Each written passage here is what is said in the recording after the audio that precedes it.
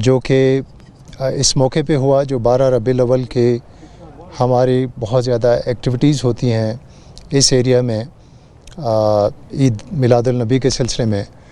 वहाँ पे मुख्तलिफ जो जुलूस हैं वो आपस में मिलके मदीना मस्जिद के पास से आगे जाते हैं।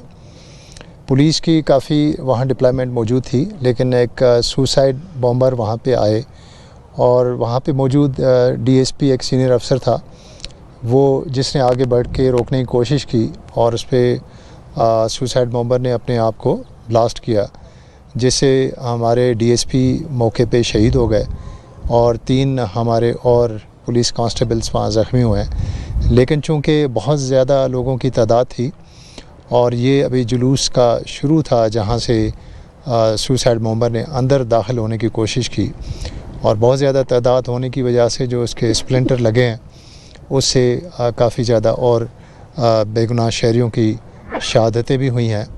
इस वक्त यहाँ पुलिस, इंतज़ामिया और दीगर जो लॉ इन्फोर्समेंट एजेंसीज़ हैं, इंटेलिजेंस एजेंसीज़, वो फौरी तौर पे उन्होंने इन्वेस्टिगेशन के लिहाज से मज़ीद इस तरह के वाक़यात को रोकने के लिहाज से कौन से ग्रुप्स इसमें इन्वॉल्व हो सकते हैं, क्या तरीक़ा कार एडॉप्ट किया गया है और माजी में जो इस तरह के वाक़यात हुए हैं बलूचिस्तान में या केपी या और जगहों पे, उनमें किस तरह की उसमें ममासलत पाई जाती है, और ये सारी चीज़ें और इकट्ठी कर रहे हैं।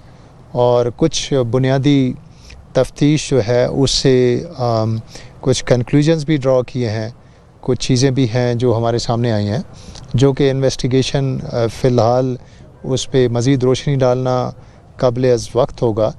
लेकिन इस एरिया में पहले कुछ ग्रुप्स एक्टिव रहें, हम उनके ऊपर भी काम करें, कुछ के ऊपर पहले से कुछ इन्फॉर्मेशन भी है जिस पे कुछ ऑपरेशंस हमारे चल रहे हैं। तो इस वक्त इंतज़ामिया बहुत ज़्यादा मेहनत कर रही है कि जो ज़ख्मी हैं उनका अच्छा इलाज हो जाए, जो फैमिलीज़ मुतासिर हुई हैं उनको कंपनसेशन दिया जाए, और पुलिस और दीगर लॉ इन्फोर्समेंट एजेंसीज़ के एहलकार बहुत ज़्यादा मेहनत कर रहे हैं इस बात पे कि जो असल इस वाक़े के ज़िम्मेदारान हैं उन तक पहुंचा जाए और उनको केफ़र किरदार तक पहुंचाया जाए। सर, मस्तूंग हमेशा हसास रहा है, सिक्योरिटी इंतजामात का भी शिकवा किया जाता रहा है कि सिक्योरिटी इंतजामात ना होने के बराबर थे, मोबाइल सर्विस ओपन था, और दूसरा ये है कि डेथ टोल कितना है इस टाइम, जख्मी कितने। एक और चीज़ जो है दाइश के हवाले से जिन्होंने आज क्लेम किया इस इंसिडेंट को, मस्तूंग और उससे लिंक्ड एरिया जो है उसका गढ़ समझा जाता है, इस हवाले से आप क्या कहें?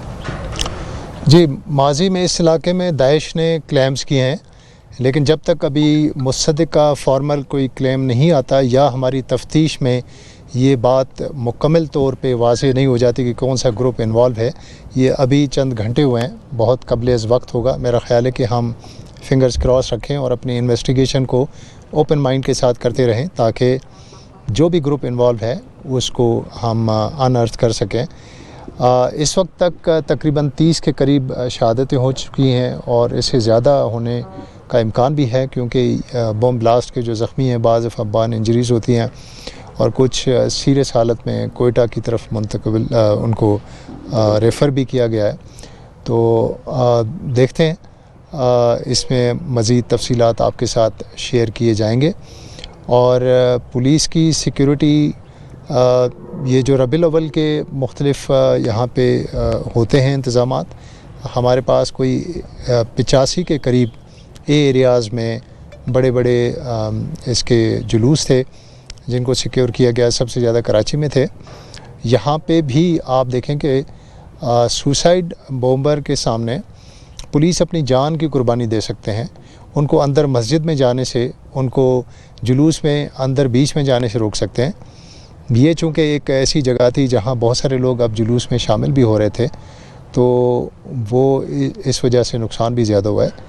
लेकिन अगर हम इसको भी देख रहे हैं कि कोई सिक्योरिटी लैप्स था या नहीं था। सर, कितना बारूदी मवाद इस्तेमाल किया है? बारूदी मवाद जो है ये इसके लिए अभी स्पेशल ब्रांच के जो बॉम्ब डिस्पोजल टीम है उसकी रिपोर्ट थोड़ी देर में आ जाएगी, उसके बाद ही बताया जा सकेगा। ठीक है सर, बहुत थैंक यू।